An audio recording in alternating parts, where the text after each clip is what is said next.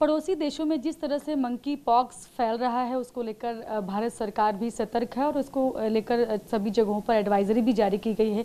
लेकिन क्या होते हैं इसके लक्षण और किस तरह से बचाव करेंगे उसको लेकर हमारे साथ बातचीत करने के लिए एम्स के डॉक्टर हैं डॉक्टर नीरज निश्चल जी, जो कि मेडिसिन डिपार्टमेंट के डॉक्टर हैं। सर, क्या बचाव कैसे कर सकते हैं इस बीमारी से, क्योंकि जिस तरह से पड़ोसी देशों में फैल रहा है मंकी पॉक्स, इसको लेकर भारत सरकार भी काफ़ी सतर्क हो गई है।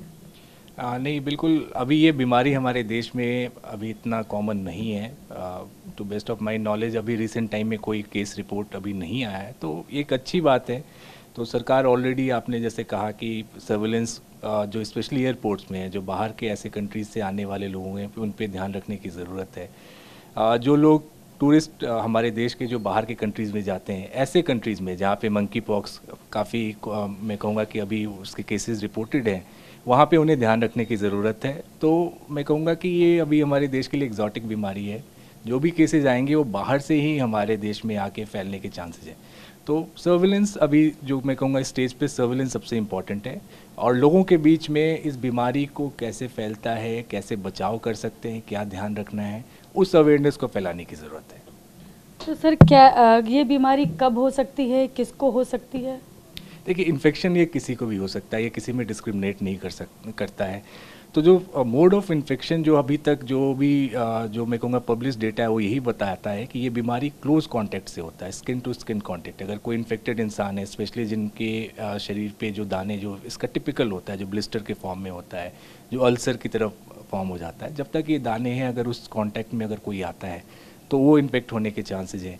उसके अलावा बीमार मरीज के जो डेली यूज़ के आइटम्स हैं, जैसे उनके बेडिंग्स हो गए, कपड़े हो गए, खाने वाली थालियाँ होंगी, तो ऐसे चीज़ों के उपयोग से ये बीमारी फैल सकती है। ये इस्टेब्लिश्ड मोड ऑफ ट्रांसमिशन मानते हैं। ये कोविड की तरह हवा में इतनी आसानी से फैलने वाली बीमारी नहीं है। उस मामले में हम कहूँगा कि ये बीमारी उस मामले में कोविड से अलग है। तो फिर भी ऐसे अगर क्लोज कांटेक्ट में अगर आप पेशेंट के आते हैं, जहाँ से जो उनके सिक्रीशंस है वो एक्सचेंज होने के चांसेस हैं, तो हमेशा मास्क पहन के ऐसे पेशेंट्स को हैंडल करने की ज़रूरत है। ऐसे कोई सस्पेक्ट है, उससे मास्क पहन के हमें हैंडल करना चाहिए। उसके अलावा हैंड हाइजीन की हम बात करते हैं, जो सोशल डिस्टेंसिंग अगेन इंपॉर्टेंट, क्योंकि ये क्लोज कॉन्टैक्ट से फैलता है। तो मैं कहूँगा जो कोविड का ज्ञान हमने जो अर्जित किया था, वो इस बीमारी में भी हमें लगाकर इस बीमारी को हम देश में आने से रोक सकते हैं और फैलने से रोक सकते हैं। दूसरा सर, कैसे फैलता है के बाद अगला सवाल यही होता है कि लक्षण क्या क्या होते हैं, कि कैसे लोग पहचाने कि ये हमको मंकी पॉक्स हो गया है?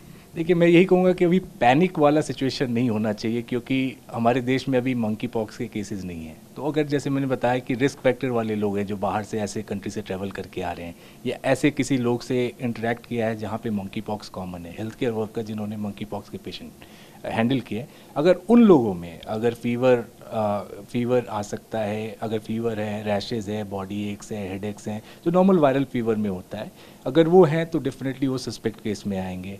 उसमें इस बीमारी में एक टिपिकल फीचर होता है जो चिकन पॉक्स वगैरह से डिफ्रेंशिएट करने में हेल्प आता है, कि इसमें ग्लैंड में स्वेलिंग आ सकती है, जो स्पेशली गर्दन के ग्लैंड्स है, जिसको सर्वाइकल ग्लैंड्स कहते हैं, इनगोइनल एरिया है, उनके ग्लैंड्स, उनमें स्वेलिंग आ सकती है।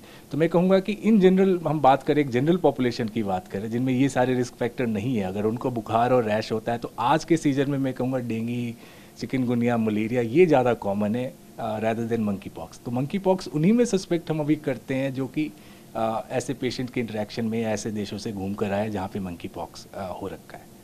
क्या सर, आशंका है कि यहाँ तक भी ये बीमारी इतनी तेज़ी से फैल सकती है कि जिस तरह से स्वास्थ्य मंत्रालय चिंतित है और एडवाइजरी जारी हो रही है, क्या उस पर अगर देखिए, ऐसे फैलने के चांसेस मैं कहूँगा कि कम है, क्योंकि ये हवा में नहीं फैलती है, क्लोज कांटेक्ट से ही फैलती है। और जो एडवाइजरी आई है वो प्रिकॉशनरी है, कि भाई हम जब तक सर्विलेंस नहीं रखेंगे, जब तक हम केसेस को तुरंत पिक नहीं करेंगे तो फैल सकता है। तो मैं कहूँगा उसमें पैनिक करने के लिए वो एडवाइजरी नहीं जारी की गई है। वो एडवाइजरी का पर्पस है लोगों में अवेयरनेस फैलाना, ये बताना कि हम तैयार हैं, और क्या साइन सिम्टम्स है, अगर लोगों को पता होगा कहाँ से ये बीमारी आ सकती है, किन लोगों से हमें सावधान रहना है, उसके बारे में है। तो मैं कहूँगा कि एक वेलकम स्टेप है, और इससे पैनिक करने का कोई मतलब नहीं है। क्या ये किसी भी उम्र के व्यक्ति को हो सकती है, बच्चे से लेकर बूढ़े तक? बिल्कुल, बीमारी किसी को डिस्क्रिमिनेट नहीं करती है ये इन्फेक्शन जो है, बट एक्सट्रीम ऑफ एजेज हैं, बच्चे, बूढ़े, जो कोमॉर्बिड कंडीशन वाले लोग हैं, उन्हें किसी भी बीमारी, किसी भी इन्फेक्शन से ज़्यादा खतरा होता है, तो उन्हें स्पेशली ध्यान रखने की ज़रूरत है। तो मैं कहूँगा कि किसी को भी हो सकता है, but at risk patient, extreme of edges और कोमॉर्बिडिटीज़ वाले लोग, वो ज़्यादा है। Thank you so much doctor. तो ये हैं डॉक्टर नीरज निश्चल, जो कि एम्स के मेडिसिन डिपार्टमेंट में एडिशनल प्रोफेसर हैं। उन्होंने बताया कि किस तरह से अभी फ़िलहाल केसेस तो यहाँ पर नहीं बढ़े हैं, लेकिन बचाव पहले से रहे तो ज़्यादा बेहतर है। कैमरा पर्सन खुर्शीद के साथ मैं शालिनी वाजपेयी, TV9 भारतवर्ष, दिल्ली।